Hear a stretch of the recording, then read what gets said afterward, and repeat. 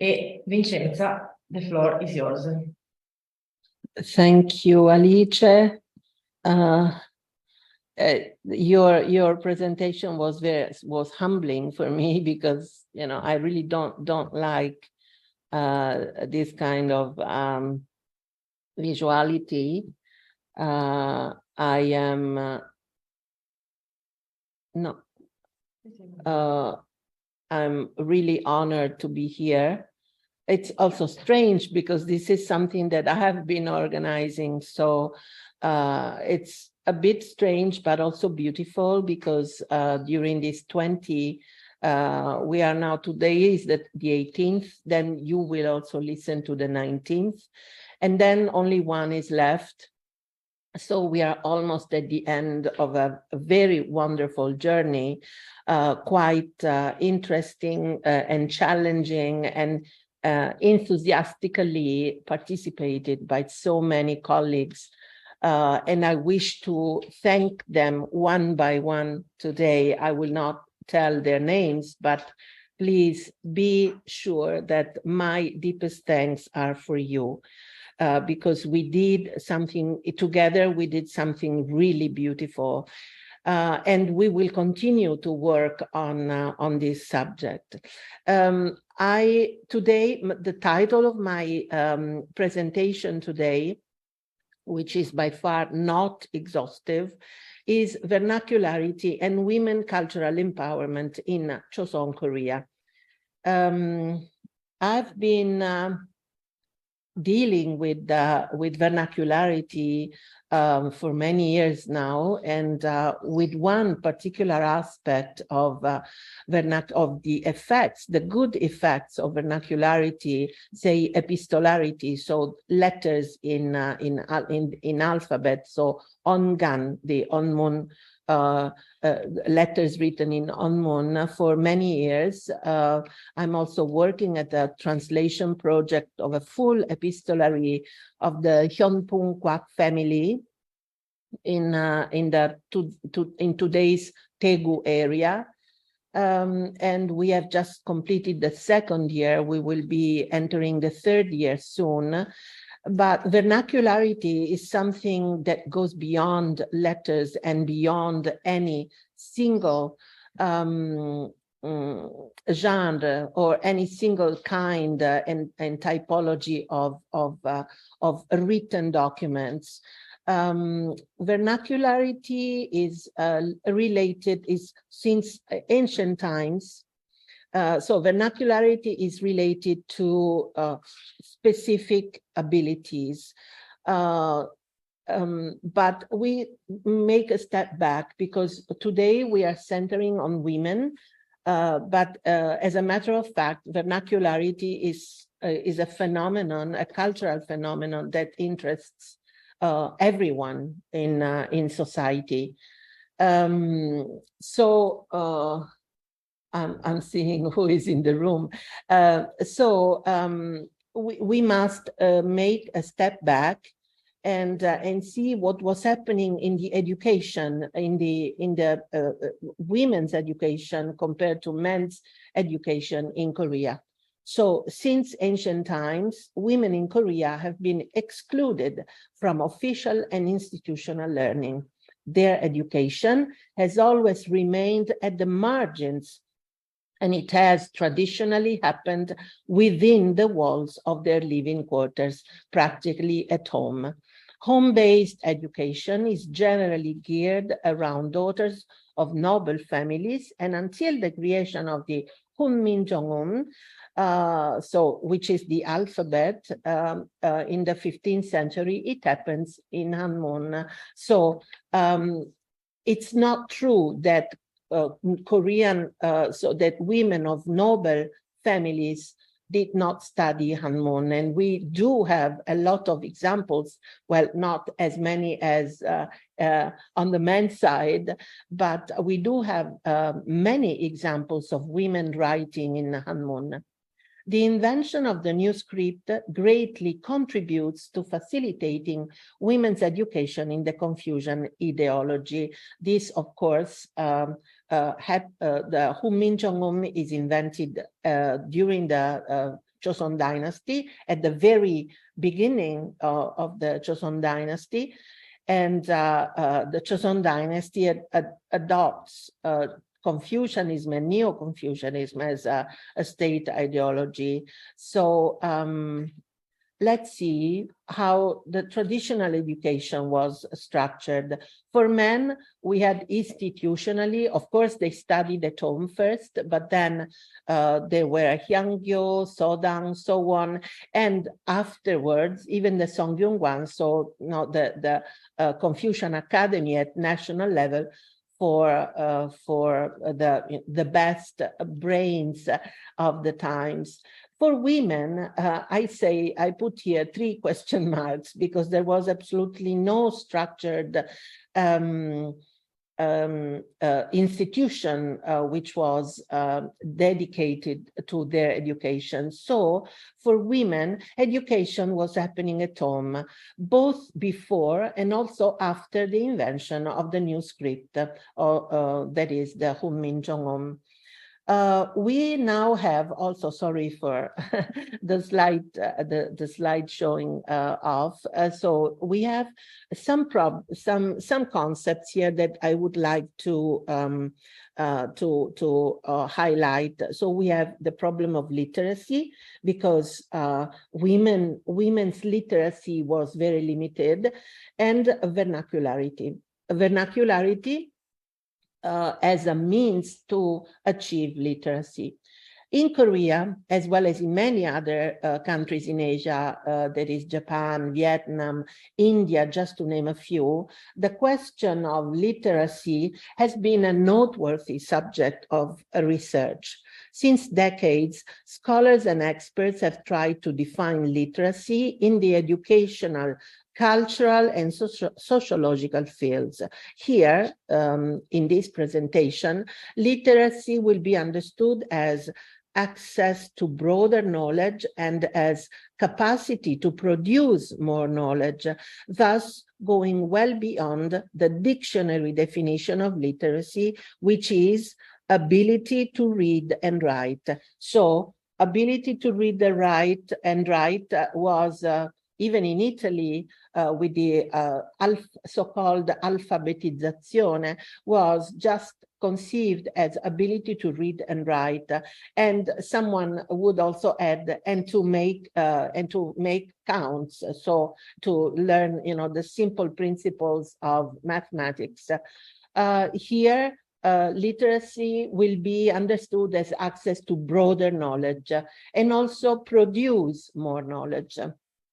Also, the concept of vernacularity here will be intended as a powerful tool that, helping the process of achieving literacy, brought about results well beyond the mere ability to read and write, allowing participation in the cultural contribution to a larger portion of the population, crossing social and gender boundaries, which means, so we are, of course, today we will be busy looking at what has been done for women or by women in the realm of cultural contribution, but other presentations have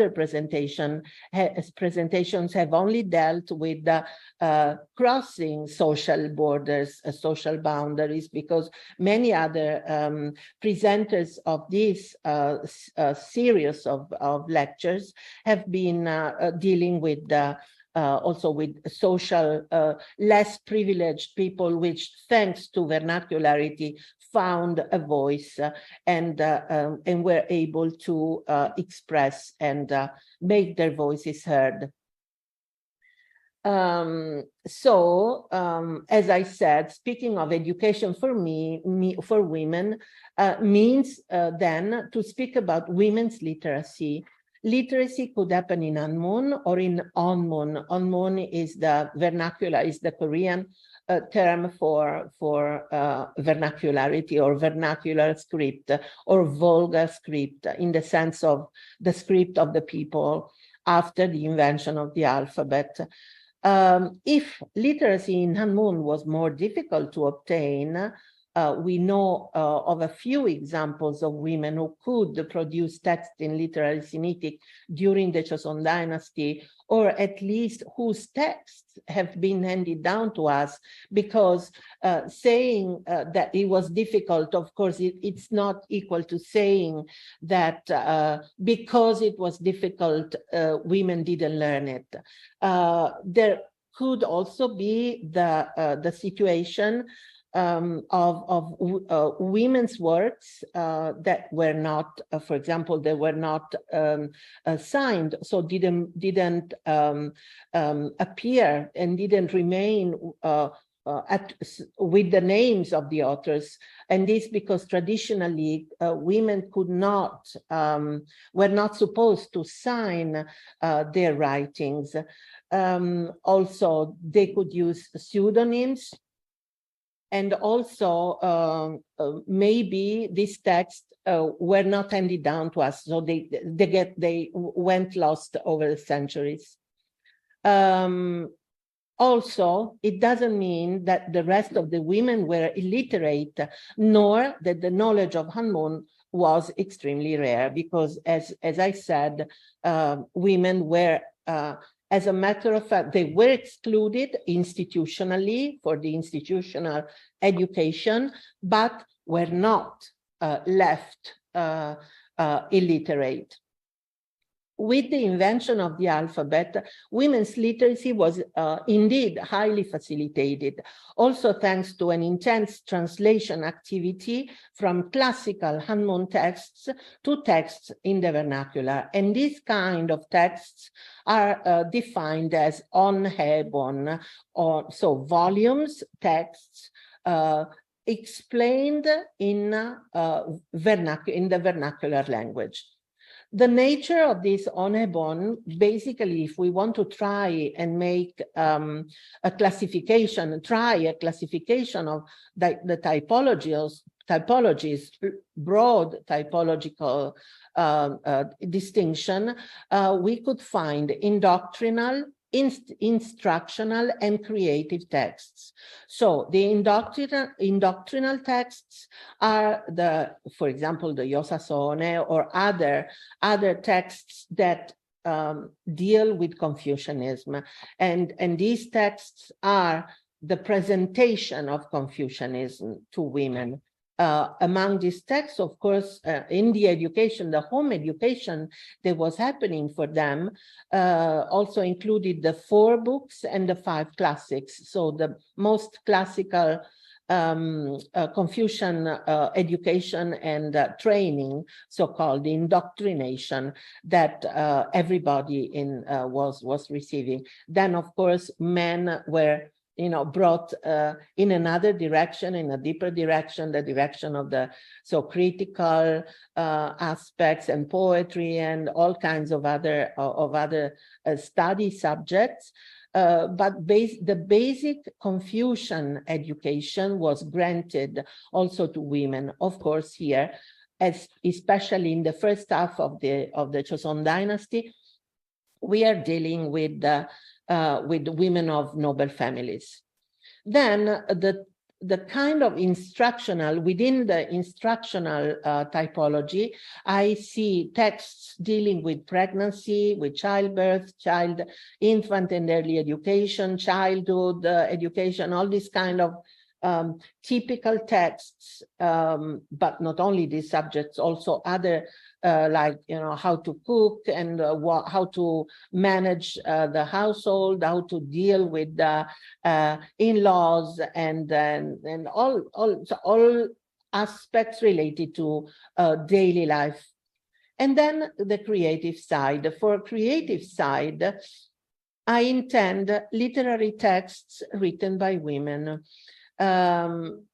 Of course, when these texts are written in the alphabet, so in Hanmun, because we also have important texts in Hanmun, but we are now talking mainly, we are dealing with vernacularity.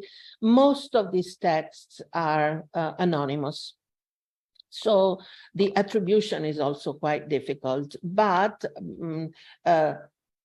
it is safe to say that a grand portion of these anonymous works could be indeed attributed to women. Oops, sorry. Okay, so this, you discard this because I will be writing an article on this, and so I took also some more info on that I will need for the article. Okay, so in doctrine, we are now in the first. We will deal first with the first group. The indoctrinal works group. And this indicates scriptures from the Chosŏn dynasty written by Korean women for the purposes of educating other women to the Confucian principles. And we have some titles that are really classic titles of women's education, women's indoctrination to the Confucian principles. I need to say something here. So the term indoctrination, I take it from the great scholar Martina Deuchler, and in the way that she has been using it. So we see Nehun. So here, of course, this is not an exhaustive list. It's just an example of some of the texts that have been written by women for women. The Nehun, Teachings for Women, is one of the first texts that come up, and it's of the 15th century, so it's very few years after the invention of the alphabet. The alphabet is promulgated in 1446, so but we know of its existence already in 1443, 44. So this is exactly what 30 years later we have one of the main books of the Confucian main books for women already translated after barely 3 decades. And this tells us how important this text was considered for the education of noble women. Then we have the Chagyongpyeon, so the book of self-discipline. We will, of course, there are almost 300 years, and this doesn't mean that there are not that between the end of the 15th century and the beginning of the 18th century, there are no other books for women published or written. But as I said before, this is just a very partial list of titles. Then we have the Yobom, which means role models for women of 1764. This was originally part of the Chinese Yosasho, but it's now we will see later that this was this was separated from one important edition of the Yosaso that was produced in the 18th century. And then we have the Oneng Shillok, so the book about how to behave as a woman of 1795. We will look now one by one. We will try to describe these books, but we don't have, I think, I fear we don't have enough time to go too much into depth. So we will just very quickly explain something simple about the text that we will be looking at. So the author of Nehun belonged to a family whose surname was Han. What does this mean? That the woman, the author of this Nehun, this edition, was not was not known with her full name, but only the family name was known. She was born in 1437 as a daughter of the minister Han Kwak, and she died in 1504 during the reign of King Yongsan. Han, remember, we have to, so she became a queen mother. She is remembered by Insu Tebi or So Ye Wanghu, and she was the mother of King Songzong. King Songzong reigned between 1457 and 1494. And the name Insu Tebi reflects this relationship. Tebi, as a matter of fact, is the official title given to a king's mother. Wang Hu is the official title given to a king's wife. So Han was not in the position of queen or king's wife because her husband, the crown prince, died before his accession to the throne. However, she gained the title Sohye Wang Hu when her husband was raised to the honorary position of king by her son, so their son, Songjong, when he became king. In Korean history, she is well known as King Songjong's mother. On behalf of her son, who was crowned at an early age, she intervened in political affairs and exercised a lot of power. So Ye Wang-hu's unique position and experience enabled her to publish this very special book of instructions and indoctrination, I would say, for women. As the mother of a king, she was fully aware of the role of women in producing subjects who would maintain Confucian order in the country. Nehun was written because So Ye Wang-hu wanted to provide her daughter-in-law with a good education. In her preface, So Ye Wang-hu expressed her wish to have a good daughter-in-law, one whose mind was, quote, as beautiful as jade, unquote. In case her daughter-in-law did not behave well, she needed a teaching manual to provide her with proper instruction. And since she was highly educated in the Confucian tradition, she was able to write the text herself. So Ye Wang-hu is the author of the Nehun. Although she conceived the text as an instruction manual for her daughter-in-law, she did not want to limit the readership of Nehun. As a woman in the highest position in the country, she knew that her text promoted women's education in general and could be used for the betterment of the whole country. She was a queen mother. She had a very important position, so she could well hope to have her text read also among all other noble families and maybe even more. This is another text.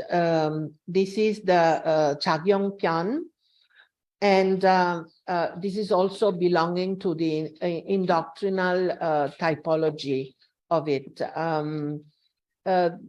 Kim Ho-yeon-jae, the author of Chagyongpyeon, was brought up in an academic environment. Her lineage, Kim, so the family of origin, was one of the most famous aristocratic lineages of that time. Her grandfather and father were government officials and famous for their scholarship. Her husband's family was equally noble and scholarly. Her father-in-law and husband learned from eminent scholars and served the king's court. So they were very much into the center of power. She had a son and a daughter. Although her husband was known to be a good person, he did not seem to care for his wife.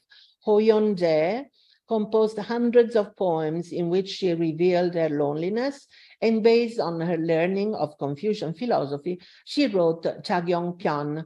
The primary purpose of the book was personal self-cultivation, one of the core ideas of Confucianism.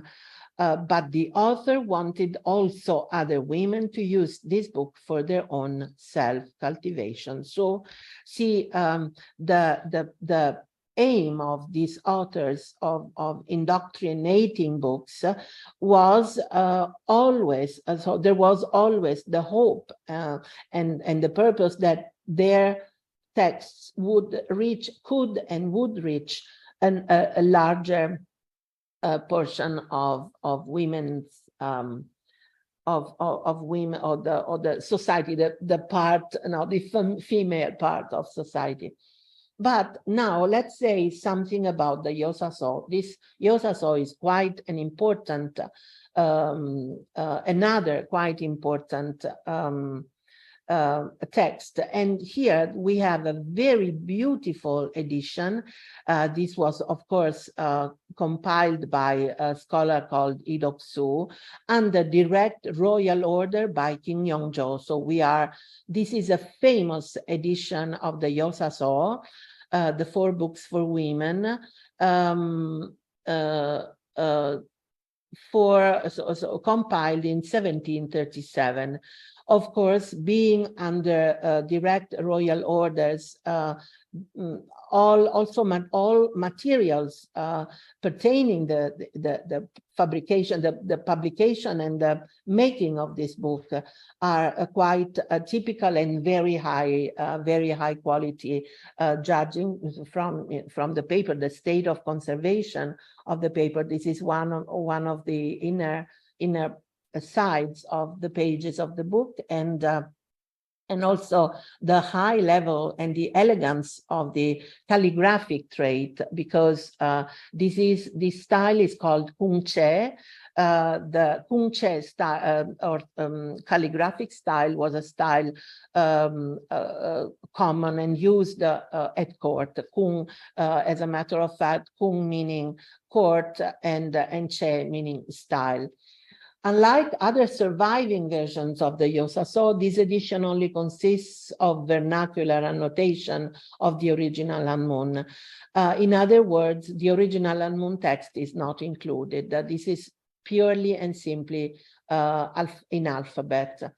So in vernacular. It was reprinted in Korea by the government printing office with vernacular annotations, and this Yosaso One consists of 4 different works: precepts for women, Yo Gye, analects for women, Yo No No, so and then instructions for women, and concise selection of model women, so Yobom Chomnok.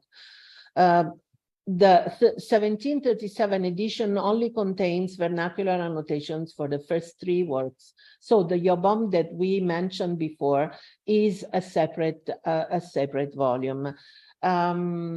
This vernacular edition is also special because it includes a preface written by King Yongjo, where he affirms his desire to have the Hanmun Yosaso translated into the vernacular for a wider diffusion of the book, and its teachings for women.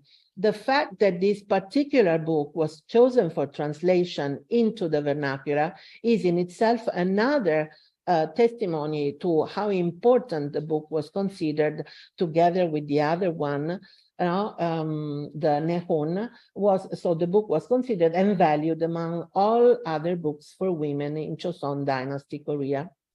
Among the preface written by King Yongjo, so this is a quote that I would like to read: "With these lessons from the past, illuminant like stars, how can we not take them seriously? Alas, this is sad. The way of this world has been collapsing, and the principle of scholarship has lapsed. From the top, regarding the king and the ministers, to the bottom, regarding the commoners, even if one consistently memorizes the teaching of the former kings and strives to put them into action, it will be challenging. If so, how challenging would it be for the females in the living quarters and for the uneducated commoners? Because there was the need to translate, and not to have only the Hanmon text.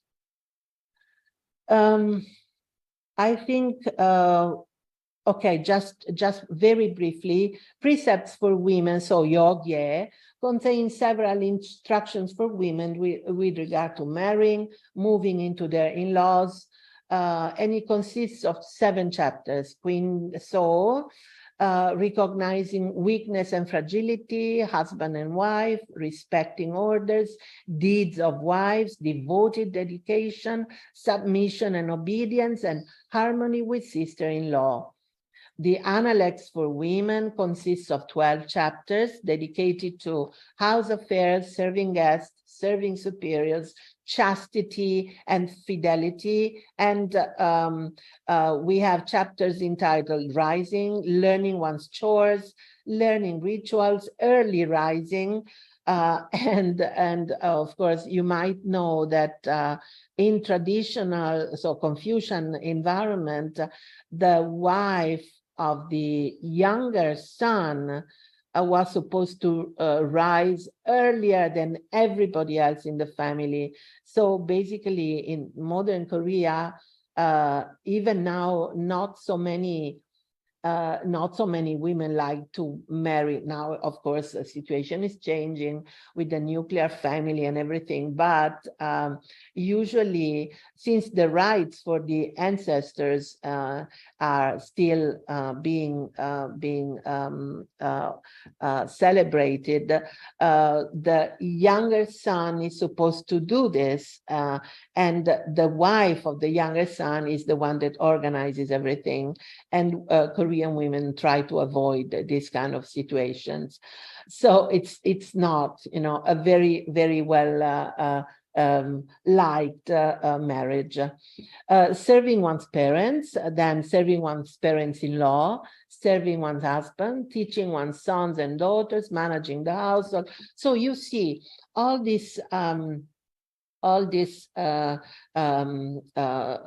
chores, and the contents of these books were really creating, even though, well, some scholars say that the teachings of Confucius in itself was not stabilizing the lower position of women compared to men. These texts do highlight this kind of aspect. So it is basically in this text, according to some scholars, it could be basically in this text that the submission of women to men in traditional Korean society is described, and the roots are set. So again, I will not, instructions for me, women includes basically the same things, but we can also find nature of it. We find protecting one's body, cautious talk, because a woman must be careful for the way she talks, cautious behavior, encouraging diligence, exercising frugality, being alert and cautious, accumulating goodness, and so on and so forth. So this is basically the same, it's moving, the books are moving within the same paradigm. This particular edition, also the 1733 edition of the Chosŏn in the vernacular, reveals orthographic, also linguistically speaking, orthographic rules typical of the 19th and 20th centuries. It can also be considered a highly valued, no, because there was also another reprint, but this was a highly valuable text for research and historical linguistics. Through comparison between linguistic contents in this edition, so the later edition, and the original vernacular edition of 1737, it is possible to study how language changed over time. So most of these texts are also precious for the history of the Korean language. Now Yobon, this is again, but I've brought up some pages, some images of the pages. This is the index, and here we have one example on how the book was conceived and organized. And this book, I will just say this, that Yobam consists of short biographies of 123 women that Sonnigung considered role models for women. Sonnigung she was not of noble origins. She became a lady in waiting at court, and then later she became one of King Yongjo's concubines. She had a son. This son was Changwon Seja, better called as Sado Seja, but he tragically died before becoming king. Her grandson, so the son of Changwon Seja, became King Cheongjo later on. Her daughter-in-law, so King Jongjo's mother, so the wife of Changwon Seja, was Haegyeongung Hongshi, Lady Hong from Haegyeongung, famous for a memoir entitled Hanjung Nok. The life, okay, another important text is the Yu Handang Oneng Shilok, or Yu Handang Oneng Nok. Yu Handang is the name of the woman, Yu Handang Kwon Shi, so she belonged to the Kwon family. Yu Handang Kwon Shi, so Lady Kwon, Yu Handang of the Kwan's clan. She is the author of Oneng Shilok, and she had a good academic background, so she was quite well learned. But this kind of text, this kind of compilation is a bit like similar to the Kyu Hap Chong So that Professor Pacted described to us last week. So see how Jean's also the kind of texts, indoctrinal texts, overlap with each other, and there are many more texts being worth being mentioned, but of course today here we cannot dedicate, we don't have the time to do this kind of compilation. Now with this we start with the instructional typology of texts, according to what I've been thinking and considering in my research. This is quite a typical and peculiar publication, because so its title is Imsanyeji Pop, and it is an instructional booklet. It's bound. This is an accordion binding, so it's folded, and it's easily managed, and it deals with ways to prepare for delivery. So this is again not teaching women the doctrine, the Confucian doctrine, but it's teaching women how to behave noble, royal family. This was a publication intended for the royal family, teaching royal women how to prepare for the birth, what to do during the delivery, during the labor, after the child was born, and how to deal with the baby and everything. This is a text of the 18th century. It's totally and completely in vernacular, and and this is the content. So it can be described as a set of instructions before delivery used within the royal family of the Chosŏn dynasty. It consists of a booklet in accordion binding organized in several sections related to before and after delivery.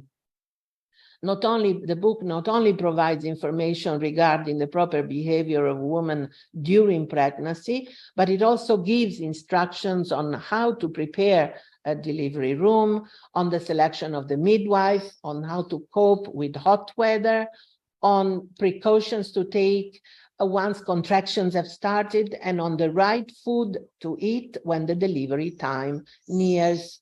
The section on restorative rest also, planned after delivery, deals with ways to treat and protect the mother's body right after delivery, including massage to the back and the legs, on how to maintain the right temperature in the delivery room, on the proper kind and quantity of food to ingest, and so on. Oops, sorry. I'm not used to a mouse because I always have a touchpad, so sometimes the mouse goes its own way. So since ways to prepare before delivery deals, so this Imsan Yeji Pop deals with a matter of utmost importance for preserving the royal family's existence, because of course within the royal family the continuation of the dynastic family was of utmost importance.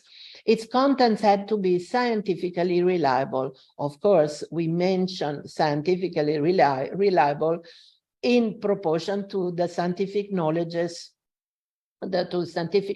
of that time. No elements deriving from superstition, popular beliefs, or undemonstrated principle can be found in this text. The source is so scientifically based that it would not be an exaggeration to say that its methods can even be applied today. And regarding some recipes, of course, we still have in today's food, we still have the recipes that are recommended for women who have just given birth to babies. So the Imsan Yeji Pop is a first-hand testimony of delivery practices performed in the royal court, and thus it is a primary source of significant value. This importance is augmented further if it is read together with another book, the Comprehensive Instruction from the Royal Maternity Directorate, another compendium of knowledge on pregnancy and delivery in traditional Korea. Now, this is an illustration I found on the website of the Academy of Korean Studies. I've not paid any rights for these images, but I'm ready to pay if the Academy of Korean Studies might ask for this. Anyway, so this is a quotation from the Imsan Yeji Pop on how to breastfeed. So when breastfeeding, always do it after squeezing. Even in the case of milk gathered overnight, it is better to breastfeed often and always pay attention not to satiate the child.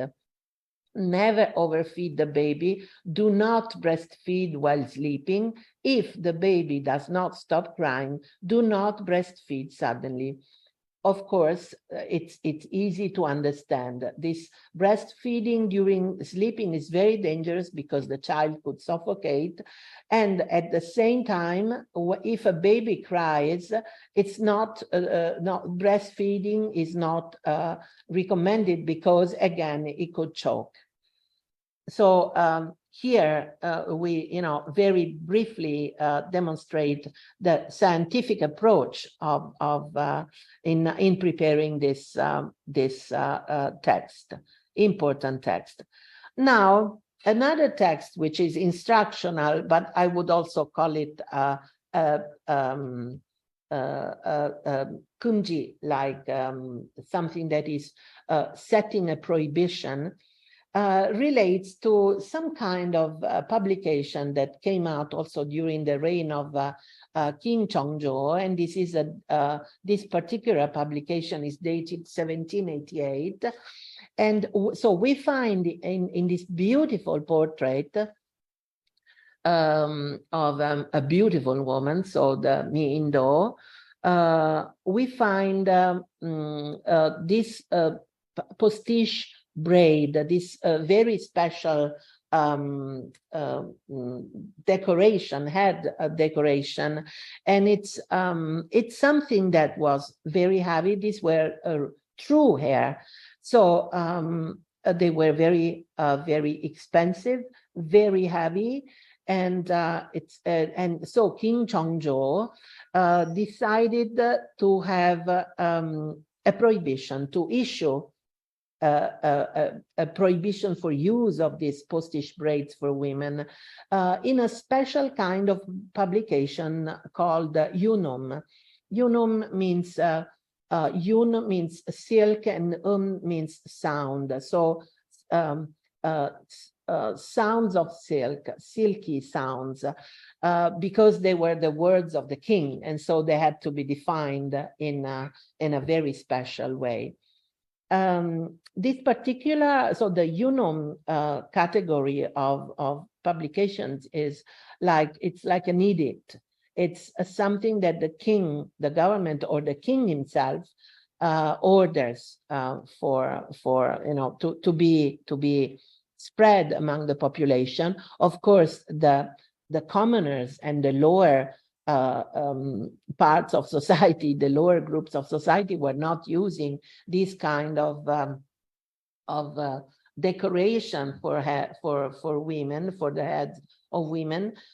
This was basically referring to the noble class, because this was an excessive, it was deemed to be an excessive display of luxury. So this instead of this very complex and expensive head decoration, King Chongzhou proposed the chokturi. So this kind of smaller and easy to carry, easy to also to put on the head. But the chokturi, so this was imposed in 1756, but somehow it didn't work. So this head gear, this head decoration, this way of decorating one's hair was very loved among and very popular among noble women that very rarely, so they obeyed. Anyway, we go, another instructional book is the Onmun Huzengnok. The Onmun Huzengnok is also a very special publication, and it's similar to the previously quoted, previously cited Kyuhap Chongso. It's important, but this book was also containing a list of novels or beyond the necessary information for women, all written in vernacular. This book was also containing a list of novels, and it's important because it gives us information on what the major canon, the most common canon of literary works was being was common in that period.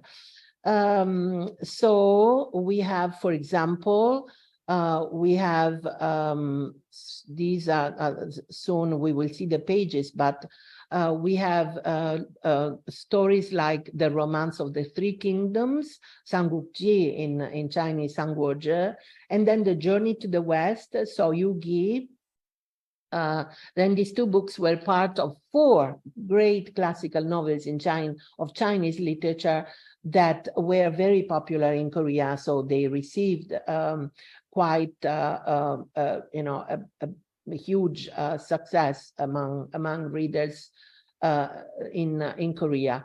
Also, some other novels were listed, and here the term sosol is used. So sosol as a short story, or 小说 for those of you who know also Chinese. And these stories include Sashi Namjonggi, written by Kim Namjoon, another famous author, one of the greatest authors of pre-modern Korea. Then the story of Hong Kil-tong John by the same famous Hogyun, and many other stories. But apart from this, the book also contains information on recipes, so how to prepare wine, honey cookies, soy sauce, and other kinds of foods. And also it teaches women how to organize and prepare weddings, choose a new place when moving, or clothes dyeing, a gold pattern to this long ribbon for hair decoration, all kinds of special knowledge that was needed. Here, I chose this page. This is, I think this has been taken from the, I didn't write it down. I think it's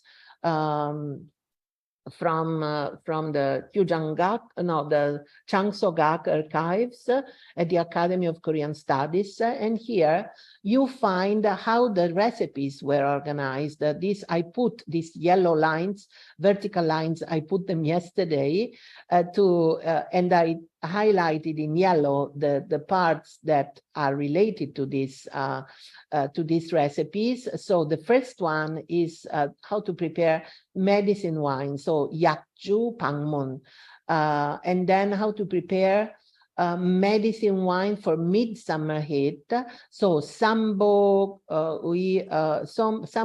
yakju pangmun. And then how to prepare 7 days wine, so a wine chirilju, a wine that is ready in 7 days. So this is how the recipes were written, and here there were some footnotes, some explanation on how to do things well. Again, now we come to another kind of textual examples, and another way in which the new script, so the vernacular, is used. This is again a very peculiar way, because this one, and that's why I called actions for women and not texts for women, because there were these happened only once. These are not books that can be read all the times, but these kind of texts are written, produced only at certain times, in certain occasions, on certain occasions. This is Sohun Ishi Jijemun. So this is the eulogy for the royal concubine Sohun, Lady Yi. This funeral oration by King Yongjo was dedicated to his royal concubine, Sohun Lady Yi, upon her death. She passed away on the 16th day of the 11th month of 1721, when Yongjo was still crown prince. So Yongjo had not become king yet, and he was very fond of this woman. He loved her very much. And Yongjo's love for the royal concubine, Sohon Lady Yi, is well known. In this eulogy, he celebrates his love for her, as well as the deep pain of her passing. So the deep pain that he, a future king, feels when, by knowing that his beloved concubine, royal concubine, was dead.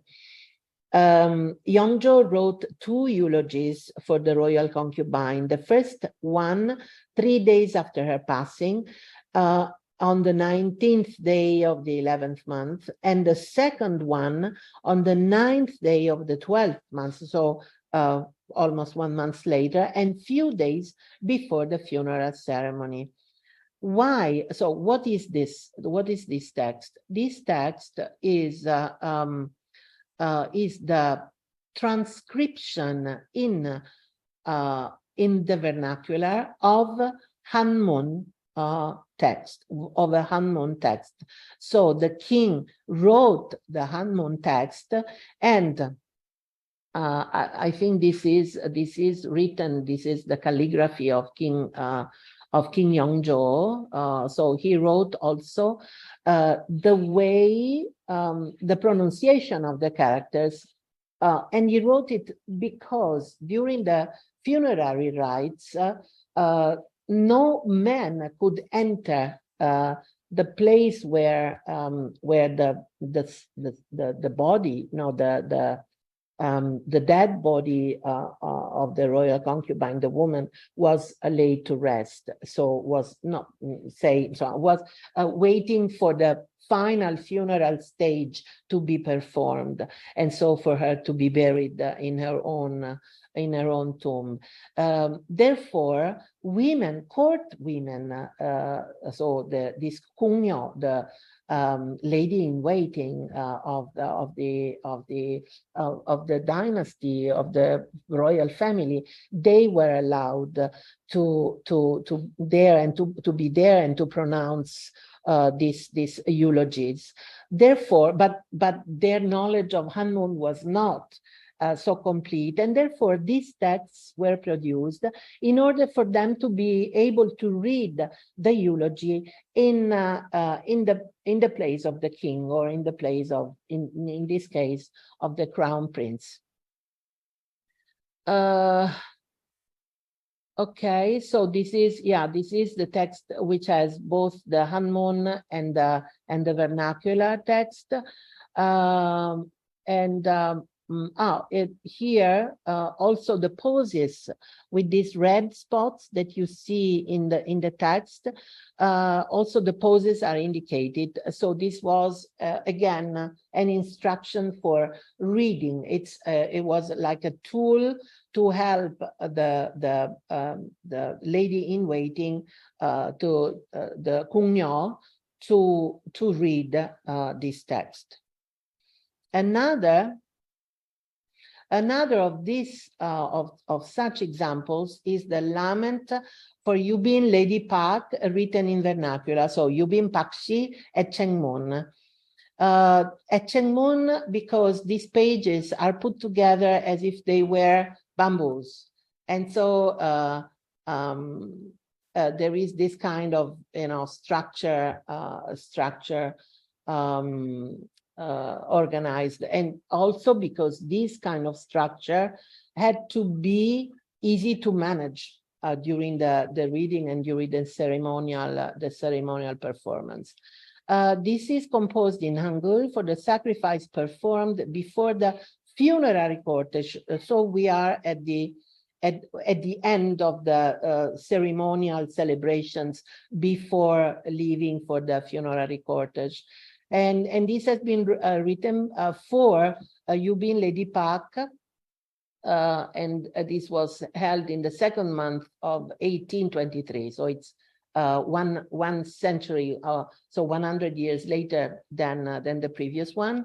So Lady Park was a concubine of King Chongzhou and the biological mother of King Sunzhou, so the successor of King Chongzhou, so to speak. She was selected as a royal concubine in 1787, and their wedding ceremony was performed on the 12th day of the second month of the same year. On this occasion, she was conferred the consort title Yubin, which is again the highest title for a concubine, and the palace title Chosŭn, so Queen Chosŭn.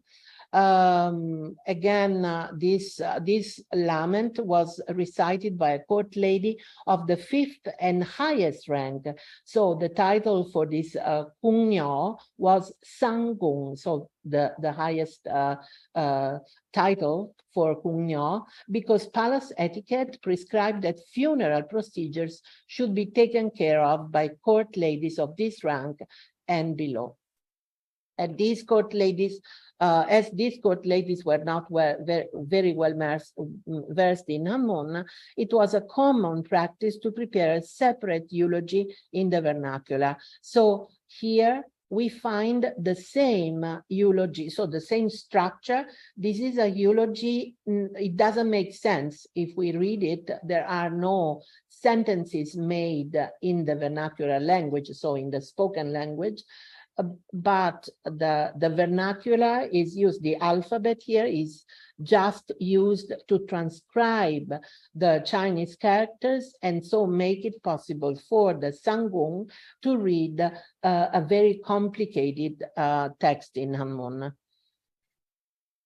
And now, with the creative texts. Some of my students know already these texts because we do study also during the class on Kugosai, so the Korean history of Korean language 2, the advanced course, the one that deals with all kinds of documents and typologies from the invention of the alphabet onward, so from the 15th century onward. This is quite a peculiar text, which tells us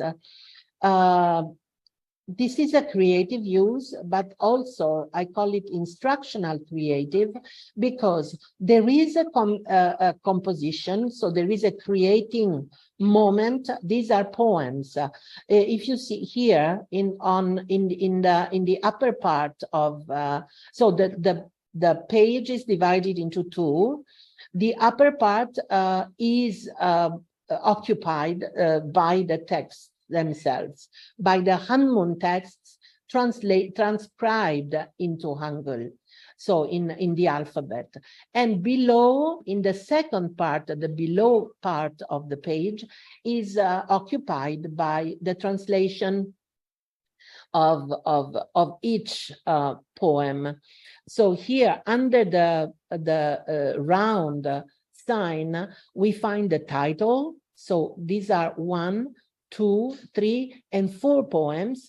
And the structure is 1, 2, 3, 4, 5, 6, 7. This is quartines, so 7 characters quartines, which means Chironcholgu.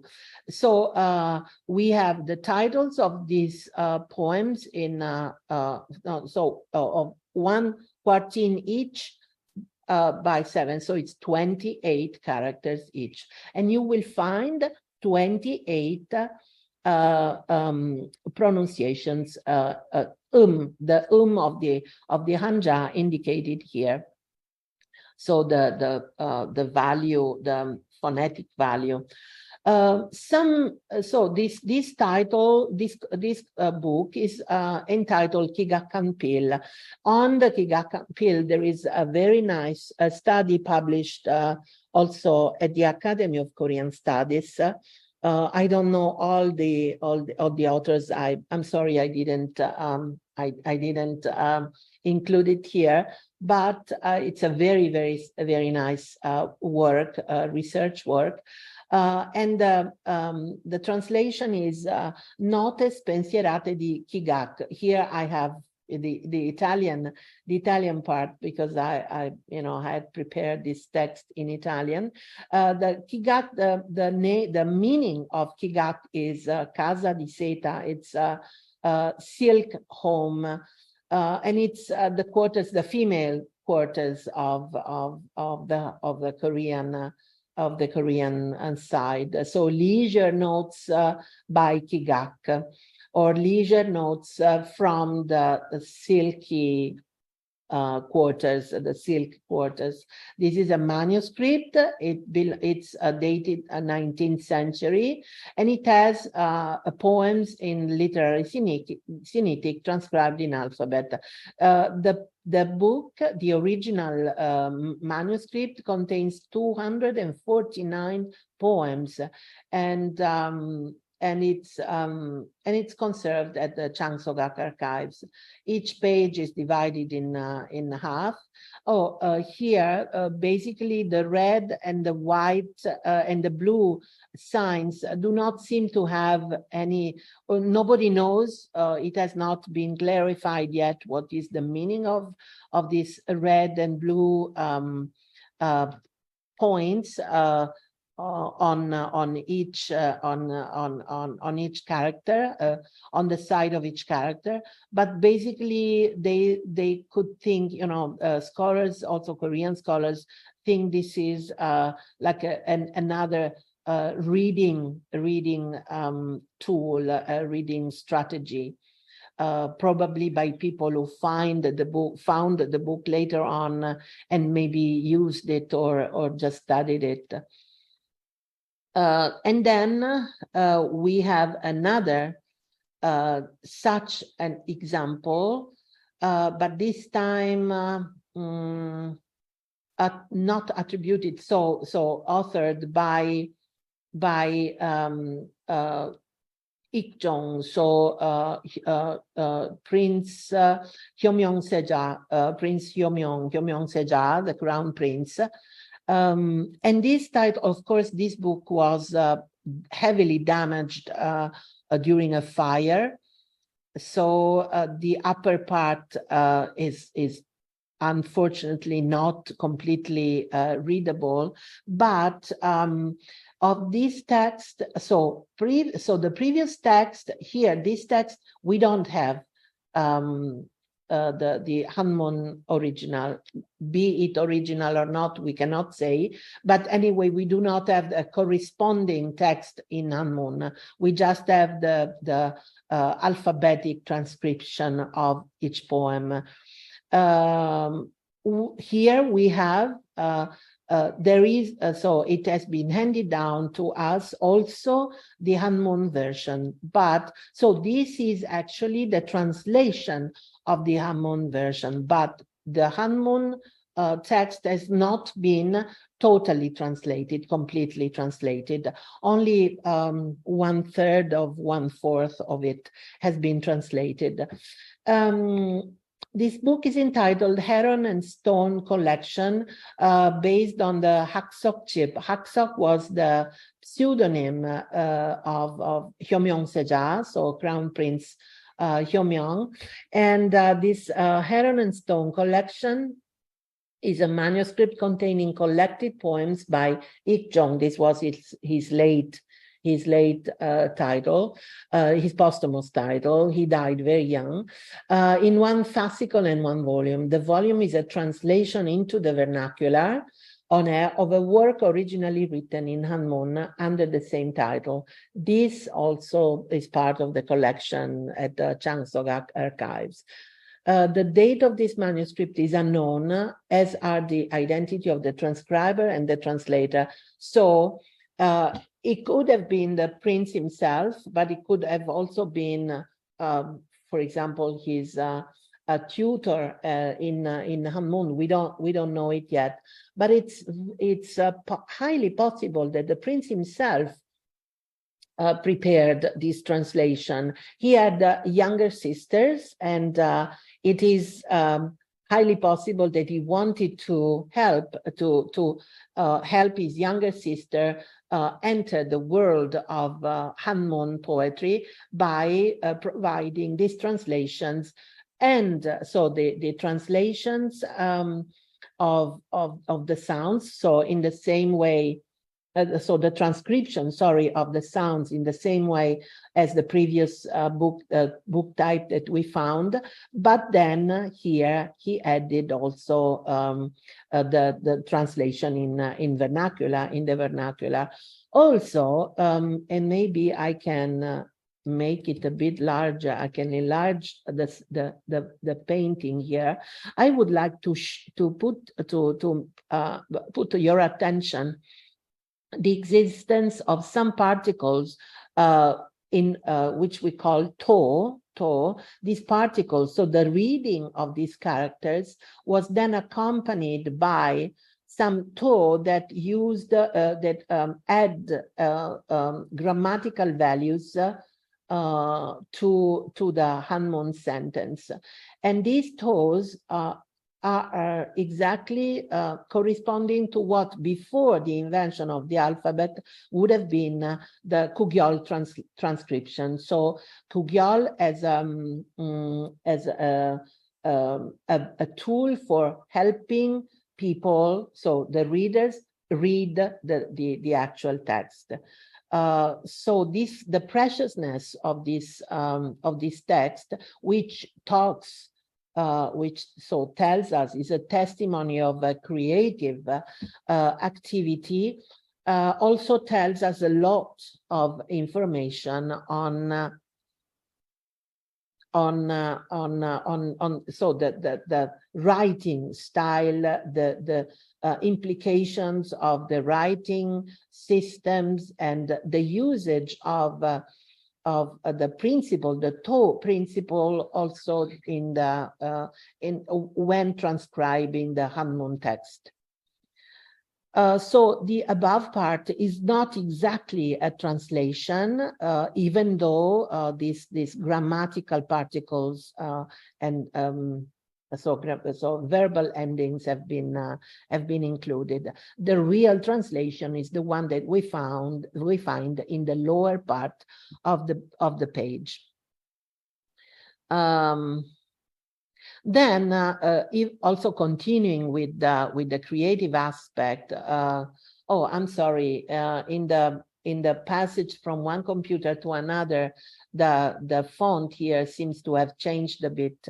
But when it comes to women, we cannot.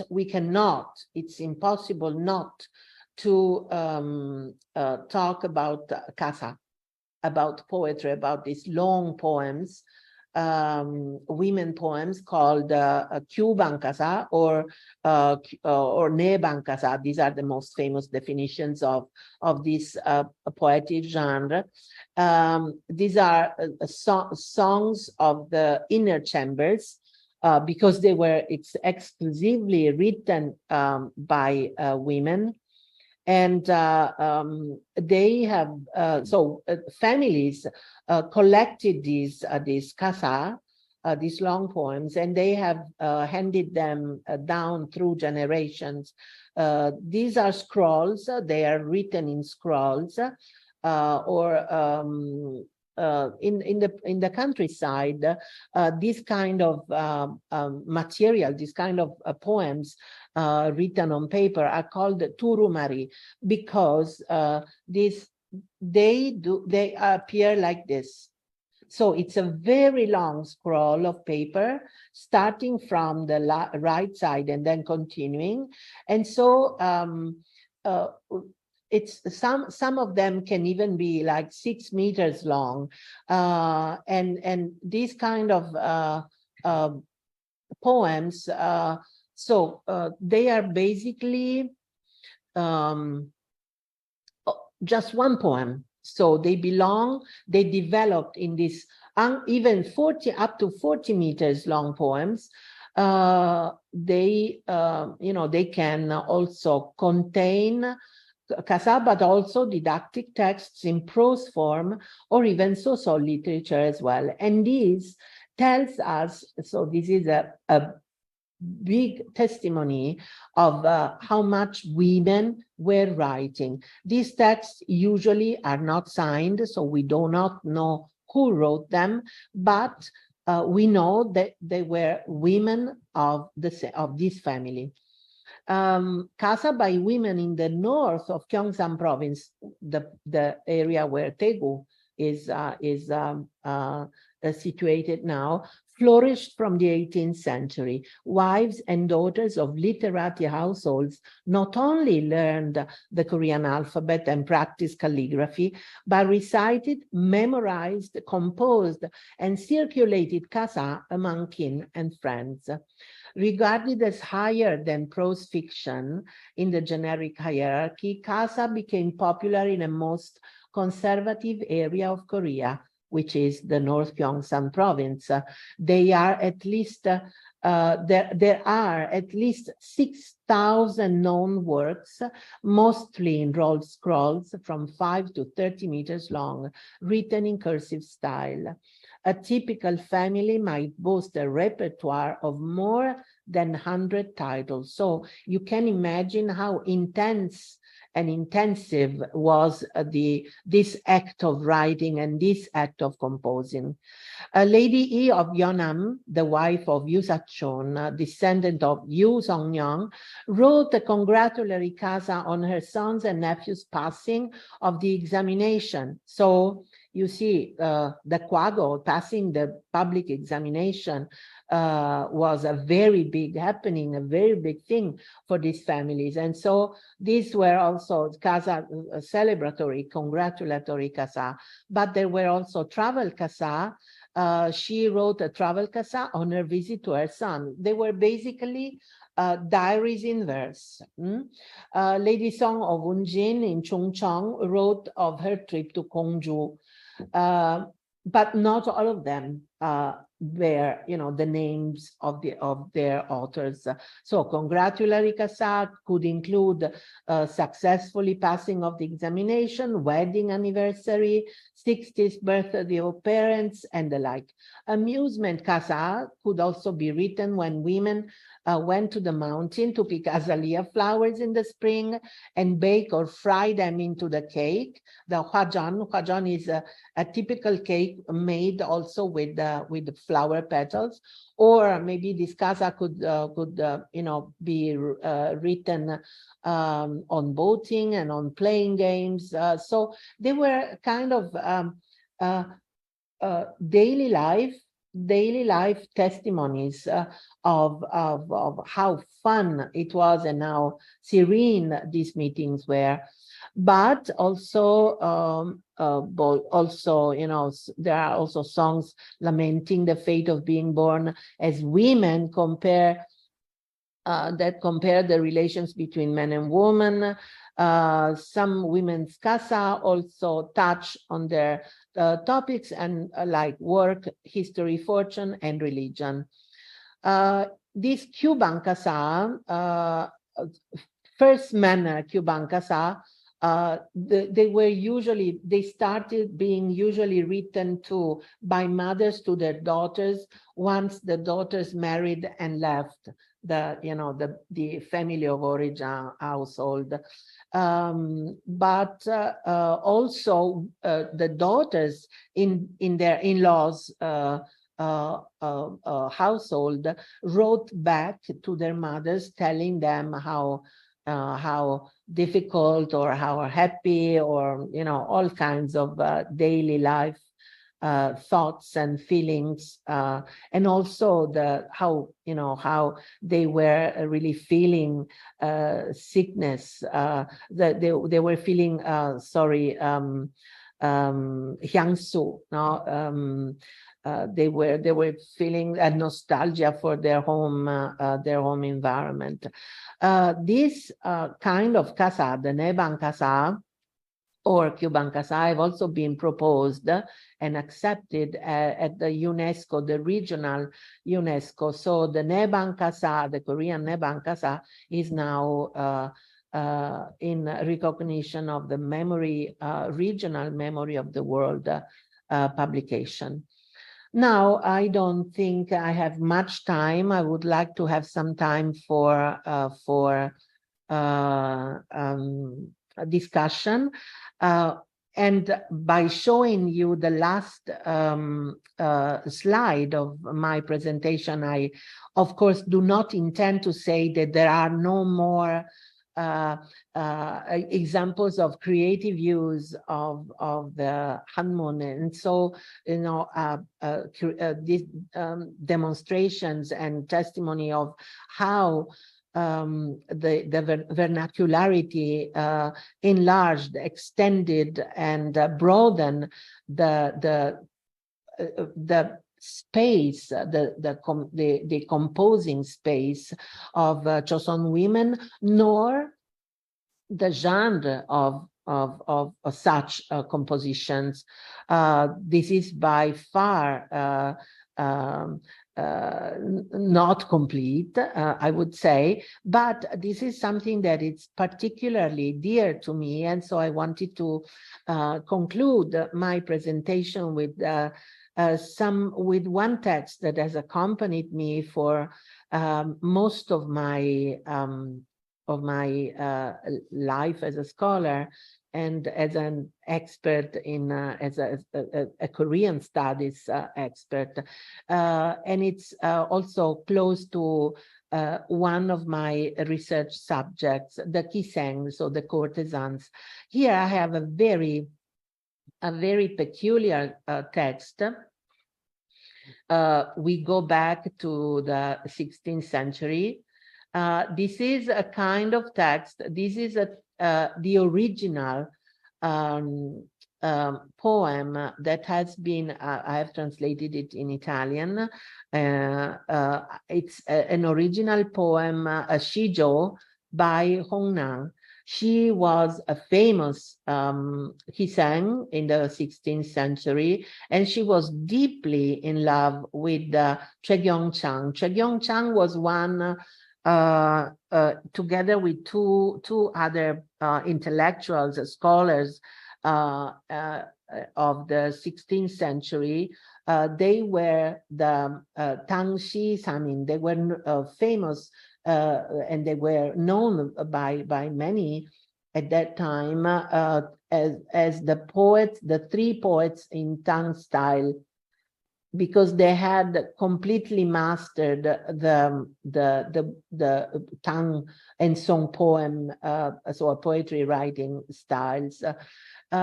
She was from, I don't remember if I have written here, she was in Gyeongsang. She was based in Gyeongsang in what is now located in North Korea, is in the region, the Hamhung, North Hamhung region. And so she was based there, and she heard that her beloved Chegyeongchang was ill, severely ill, and so she traveled for 7 days and 7 nights from Gyeongsang to Seoul, to Hanyang, in order to have news of his beloved Chegyeongchang. But so it seems that this episode was very, created a big fuss, because of course Chegyeongchang had a primary wife. He had also an official position, and so it seems that after this, the literati, so Chegyeongchang lost his public titles, so his public position, and also all his titles. This was the article, the news of this shijo, the original shijo. You can see here. I mean, we have seen other examples, calligraphic examples, and you can see here how the writing style is quite simple and very schematic, stylistically not very advanced. But here, this is her name, Hongnang. This is the signature, and this is starting from here. This is the shijo that she wrote when Chegyeongchang departed Gyeongsang and left to go back to the capital. So this is this is just part of what I could have shown you, and just part of what we could have talked about today. I hope that this kind of research will go on, this kind of activities and exchanges between scholars interested in vernacularity will go on, will continue. And I think I can stop here, and I thank you very much for your attention, and I will be waiting for questions, observations, comments, and any other contribution that you may want to give to this to today's meeting. So thank you, and I stop here now.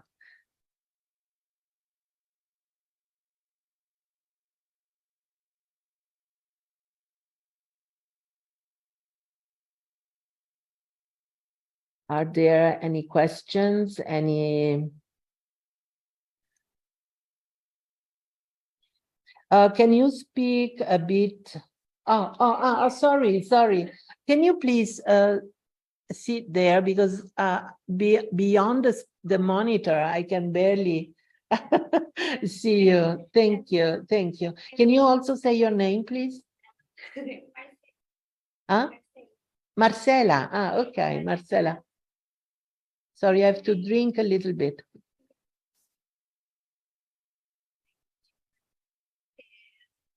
The literature wrote by women, like it wasn't signed, but we know that they belong like to a family, right? So we know they were written by women. So like, how do we know it? Like, is there like I don't know if there's like calligraphy that we can tell it was written by women, or it was like tell like from family member to family member, and we know like. Yeah, so this is a nice question. So Marcela, she's present here in the classroom. She asked, you spoke about texts that are not signed. There is no signature of the author, but we know that they are written by women. How do we know that the authors are women? Well, first of all, in this case, the poem was signed. In the case of Casa, this was a typical female activity, so woman activity. And also they were sent from mother to daughter or mother to son or whatever. And they were kept in the family. So the family knows. And so these texts, we have spoken of, I've told you about a family that had up to 100 casa texts now saved, and so they know who wrote what. And then also the subjects could also be a good help in clarifying. So the themes, some themes are only typical of women's life. So it depends also on the subject that you have. But other casa were also written. So the Neban casa, of course, by definition, they were written by women. So it's Cuban casa, Neban casa means written in the inner quarters. But there are many more casa written by men. Yeah, but they're signed usually. Yeah. Did I reply to your question? Yeah. You're most welcome. Are there any more questions or any curiosities, comments?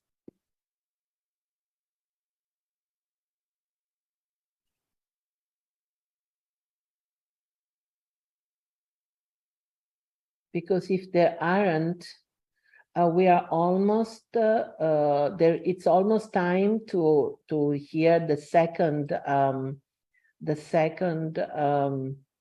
contribution for today. But maybe I would like to give you some minutes to rest, and then we come back here and we meet here at 11 in time for the second special lecture by Professor Fazzini on a totally different subject, a totally different area, region of the world, but nevertheless quite interesting. Just please let me know if there is some other someone who wants to ask questions. Please go ahead, or if you cannot speak, maybe you can write also in the chat room.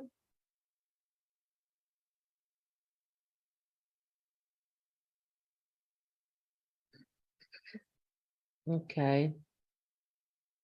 Apparently there isn't. Okay, then I would then say that we can stop this registration here, and so we can end this presentation here on the the contribution of vernacular to the cultural empowerment of Chosŏn women.